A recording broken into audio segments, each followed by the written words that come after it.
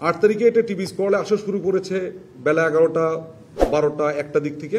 তা আমি যেটা বলছিলাম, আমাদের ওই যে আমরা যে রুমে বোর্ডে কার্যক্রমের ভিতরে থাকি, ওখানে কোনো ইলেকট্রনিক ডিভাইসও যায় না, টিভি তো দূরের কথা। সো আমরা কোনো একটা ব্রেকে যদি বের হইতাম, নামাজের ব্রেক বা লাঞ্চের ব্রেক, তখন আমরা জানতে পারছি যে টিভি স্ক্রলে বা সোশ্যাল মিডিয়াতে বা কোনো না কোনোভাবে জানতে পারছি যে চার্জশিট জমা হয়েছে বা চার্জশিট ট্রাইব্যুনালে আইসিটিতে এটা অ্যাকসেপ্টেড হয়েছে ইত্যাদি ইত্যাদি।